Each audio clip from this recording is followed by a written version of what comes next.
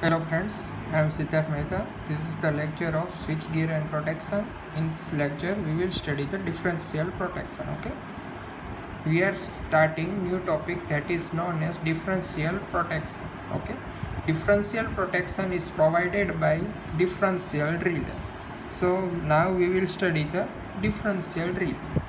Main characteristic of differential relay is we are comparing two or more than two similar electrical quantity. Okay, in differential relay we will compare two or more than two quantity but similar electrical quantity. It means that if we will take the voltage, then we will compare two or more than two similar, means compare voltage. Okay, if we will take the base as a current, then we will compare current. So differential relay operates when two or more than two similar electrical quantity exceeds the predetermined limit. એનો meaning એવો થાય કે differential relay છે એમાં ઇનપુટમાં two કે બેથી વધારે સેમ ઇલેક્ટ્રિકલ ક્વોન્ટિટી હશે, અને જ્યારે બંને same K two K more than two similar electrical quantity any predetermined limit કરતાં એક્સિડ્સ થશે, ઓકે, કમ્પેરિઝનમાં, ત્યારે આપણો ડિફરન્શિયલ રિલે ઓપરેટ થશે. Okay, so this is the figure of differential relay. This is the simple differential protection. Simple differential protection. Simple differential protection is provided by simple differential relay. So this is the figure. Here equipment. In simple differential protection, equipment which is used to protect must be placed between two CT.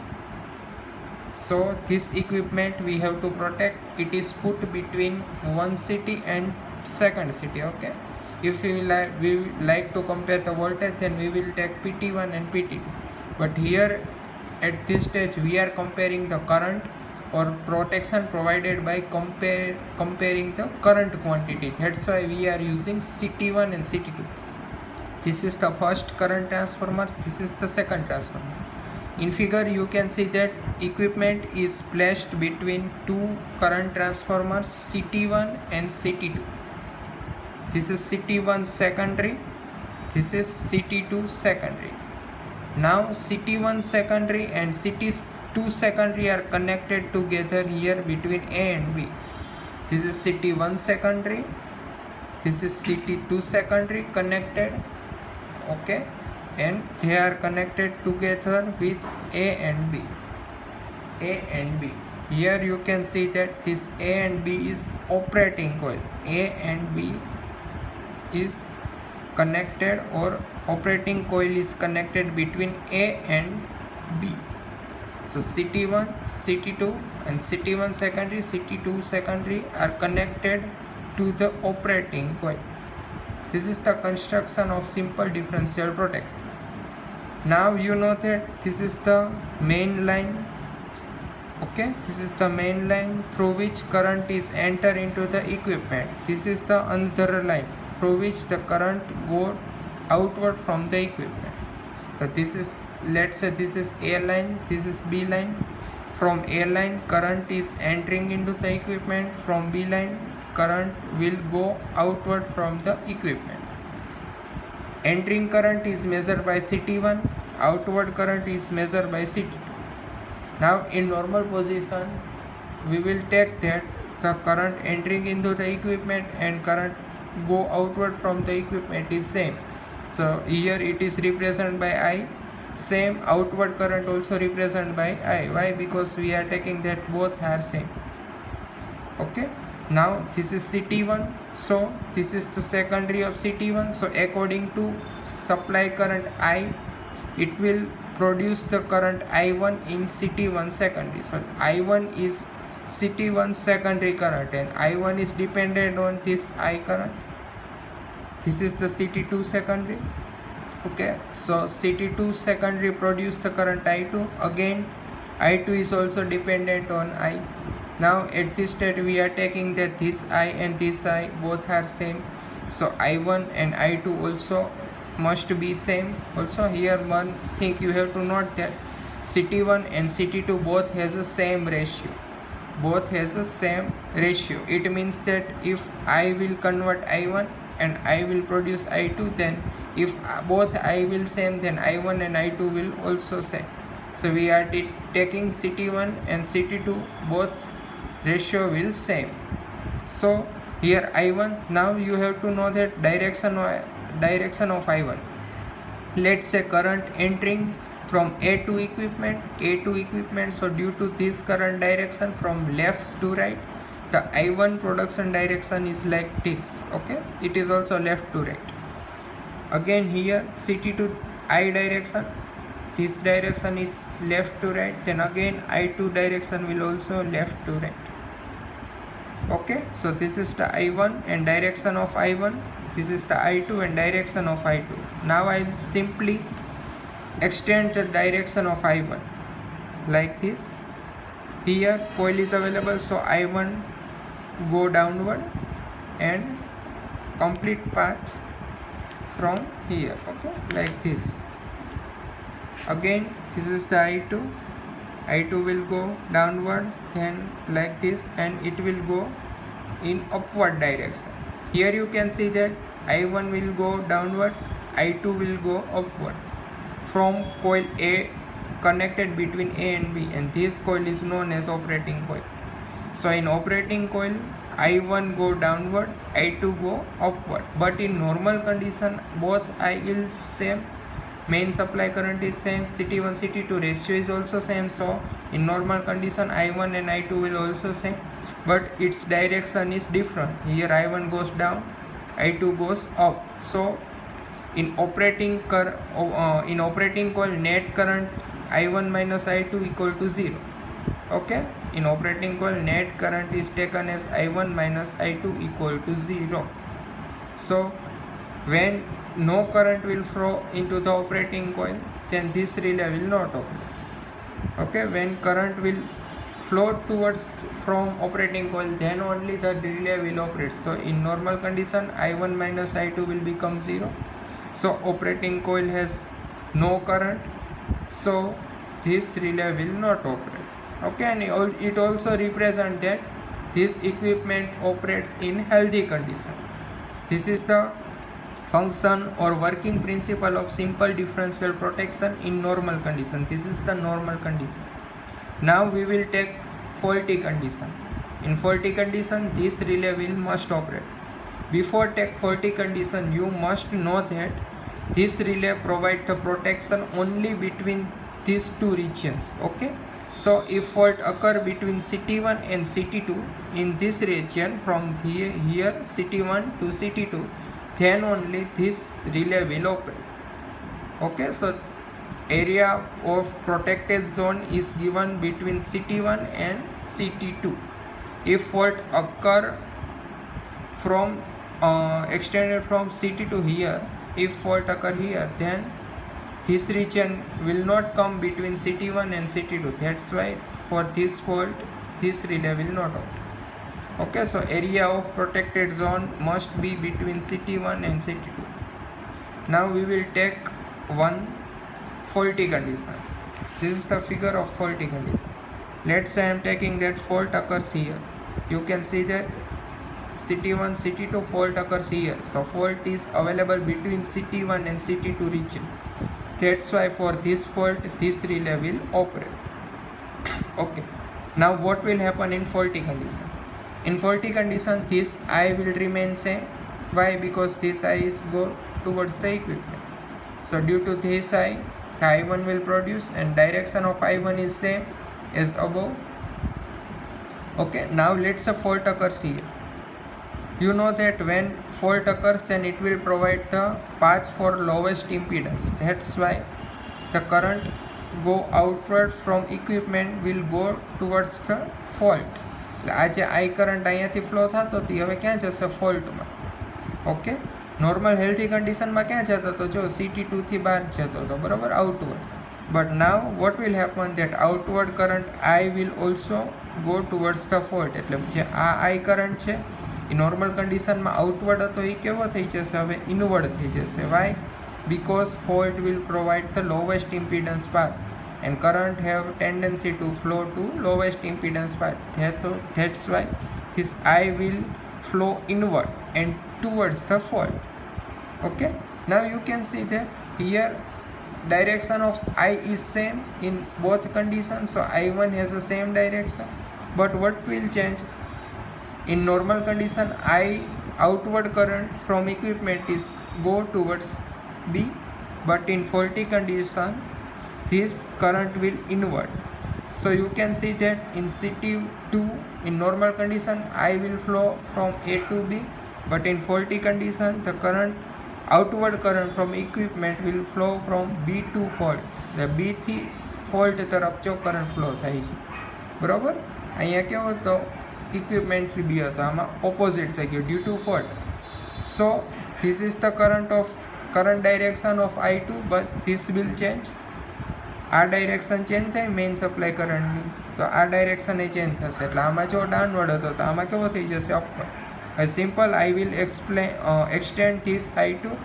સો આ ઉપર upward જશે, અહીંયાથી return થશે, આમ જશે. આની બદલે જે આગળ નોર્મલ કન્ડિશન હતી એમાં કરંટ આમ હતો, આમાં રિવર્સ થઈ ગયો, બરાબર. Okay, now in this condition I1 તો સેમ જ રહેશે, બરાબર, downward. But in this normal condition I2 goes upward, but in faulty condition I2 will go downward. So you can see that in faulty condition I1 and I2 both will go downward.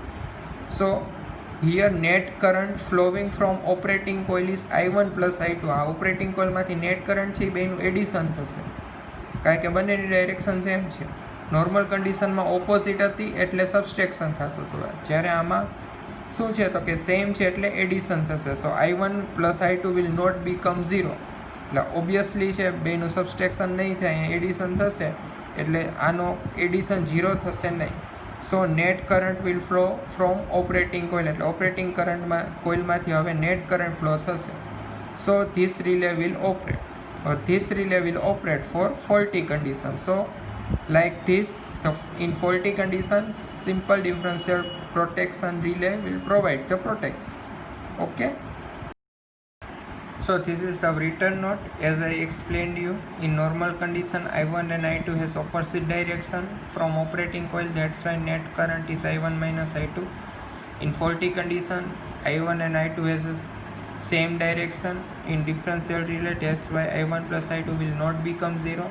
So when current from operating coil is non-zero, then relay will operate and provide trip signal to circuit breaker.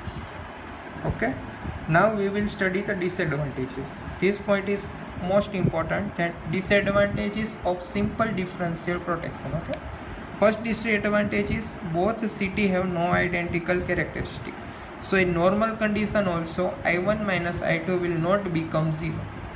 So occur problem in external heavy short circuit condition. Second one is problem occurs during the saturation of CT. Now we will study this in. Okay, first disadvantage is both CT has a not identical ratio. What is of meaning then? Let's say this is supply current in normal condition. Okay, normal કન્ડિશનમાં જે supply current છે ને આપણે example તરીકે લઈ કે let's સે it is a 10 ampere, I છે એ 10 એમ્પિયર છે. CT1 અને CT2 સેમ હશે, એટલે આપણે એવું એઝ્યુમ કરીએ કે 10 એમ્પિયર છે એનું I1 છે CT1 રેશિયો એ 5 એમ્પિયરમાં કન્વર્ટ કરે છે. એટલે મેઇન સપ્લાય છે 10 એમ્પિયર, એનું કન્વર્ઝન કરો CT1 સેકન્ડરીમાં તો 5 એમ્પિયર ઇન્ડ્યુસ થશે. તો લેટ્સ છે આ 10 એમ્પિયર નોર્મલ કન્ડિશનમાં 10 એમ્પિયર હોય તો અહીંયા કેટલા I1 મળશે આપણને 5 એમ્પિયર. અગેન આ સેમ લઈ તો આ 10 એમ્પિયર હશે તો I2 કેટલો મળશે 5 ampere. Why? Because both have same ratio. Okay, so I1 and I2 both will same as a 5 ampere. So I1 5 ampere downward જશે, આ 5 એમ્પિયર અપવર્ડ જશે અને 5 minus 5 0 થઈ જશે. But this is four ideal condition. in practical it is not happen. Why? Because CT1 અને CT2 આપણે ratio same લેશું પણ એકચ્યુઅલી એક્ઝેક્ટ સેમ નહીં હોય. એનો મિનિંગ એવો થાય છે કે લેટ્સ સે અહીંયા CT1 રેશિયો લો, બરાબર, એ 10નું 5 એમ્પિયર કરશે તો CT2 હશે એક્ઝેક્ટ CT1 જેવું જ નહીં હોય. એ 10નું 5 એમ્પિયર એક્ઝેક્ટ નહીં કરે, એ શું કરશે તો કે 5.1 એમ્પિયર કરશે, 5.2 એમ્પિયર કરશે. ઓકે, આ 10નું 5 એમ્પિયર નહીં કરે, એ 10નું 4.9 એમ્પિયર કરશે, 5.1 એમ્પિયર કરશે. એનો મિનિંગ એવો થાય લેટ્સ સે આ 10 એમ્પિયર કરંટ આખી લાઇનમાંથી ફ્લો થઈ છે તો અહીંયા CT1ના કારણે સેમ રેશિયો લઈ તો તો અહીંયા 10 એમ્પિયરના 4.9 એમ્પિયર થાય, અહીંયા 10 એમ્પિયરના 5.2 એમ્પિયર થાય. જ્યારે આઈડિયલી બેમાં કેટલા થવા જોઈએ? 5 એમ્પિયર. બટ અહીંયા કેટલા થાય છે? 4.9 એમ્પિયર, અહીંયા થાય છે 5.2 એમ્પિયર. હવે તમે નોર્મલ કન્ડિશનમાં આ બે વચ્ચેનું સબસ્ટ્રેક્શન કરો તો 4.9 માઇનસ 5.2 એટલે કેટલું થાય? તો કે 0.3 એમ્પિયર થાય. ઓકે, કેટલું થાય? 0.3 એમ્પિયર થાય. સો ઇન નોર્મલ કન્ડિશન આઈડિયલી કેટલું થવું જોઈએ? 0 થવું જોઈએ, બટ કેટલું થયું? 0.3 એમ્પિયર. એનો મિનિંગ એવો થાય કે ઓપરેટિંગ કોઇલમાંથી એક્ઝેક્ટ 0 એમ્પિયર કરંટ ફ્લો થતો હશે નહીં. જો કાંઈક નોર્મલ કન્ડિશન હશે, ફોલ્ટ નહીં હોય, બંનેનું સબસ્ટ્રેક્શન થતું હશે તો પણ ક્યારેય CT1 અને CT2 એક્ઝેક્ટ સેમ ન હોય, કારણ કે એ આઈડિયલ કન્ડિશનમાં થાય. એટલા માટે નોર્મલ કન્ડિશનમાં થોડોક કરંટનો ફ્લો થતો જ હોય. હવે પ્રોબ્લેમ, ઓકે, સેકન્ડ કીધું આપણે જે એક્ઝામ્પલ લીધું એમાં 0.3 એમ્પિયર હતું, બરાબર. કેટલું થતું હતું? તો કે 0.3 એમ્પિયર જેટલું એરર આવતી હતી, કારણ કે અહીંયા 10નું 4.9 થયું, અહીંયા 10નું 5.2 થયું, એટલે 0.3 જેટલો ડિફરન્સ આવ્યો. ઓકે, એ પણ અલાવેબલ થાય કે ઓપરેટિંગ કોઇલ હશે 0.3 એમ્પિયરે ઓપરેટ નહીં થાય. ઓકે, બટ પ્રોબ્લેમ ક્યારે આવશે? લેટ્સ સે અહીંયા ફોલ્ટ થયો. આ કયો કહેવાય ફોલ્ટ? તો કે એક્સટર્નલ ફોલ્ટ. એક્સટર્નલ ફોલ્ટ કેમ? કારણ કે આ બંને વચ્ચે જો ફોલ્ટ થાય CT1 અને CT2 વચ્ચે તો ઇન્ટરનલ ફોલ્ટ કહેવાય. અને સિમ્પલ ડિફરન્શિયલ રિલે હોય, આની બંનેની વચ્ચે ફોલ્ટ થશે તો જ ઓપરેટ થવો જોઈએ, એક્સટર્નલ ફોલ્ટ માટે ઓપરેટ થવો જોઈએ નહીં.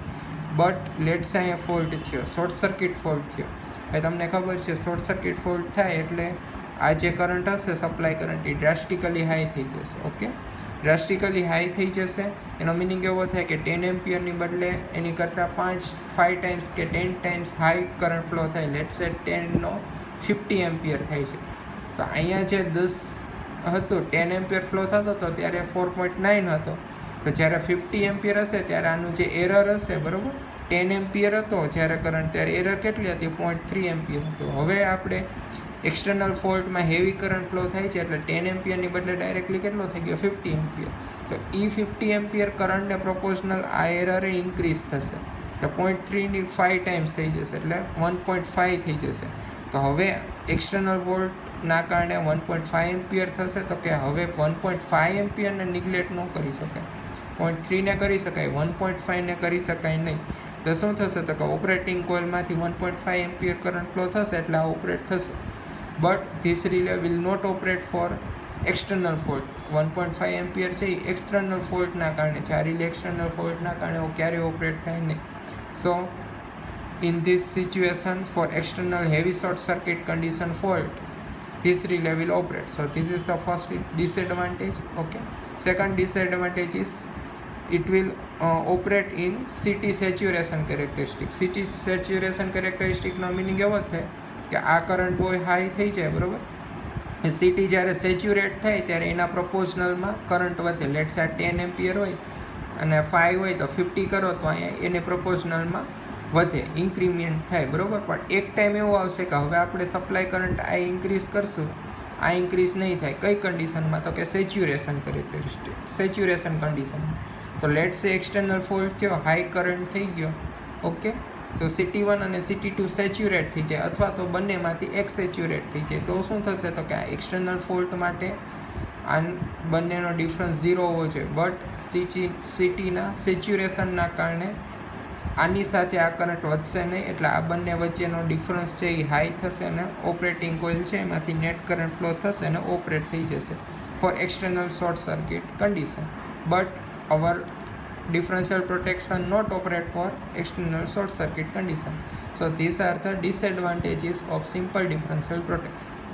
Okay, second thing, આમાં જે ડિસએડવાન્ટેજ છે એને ઓવરકમ કરવા આપણે નેક્સ્ટ સ્ટડી કરશું. It is known as percentage differential protection. Okay, that is known as to overcome the disadvantages of simple differential protection we will use percentage differential protection.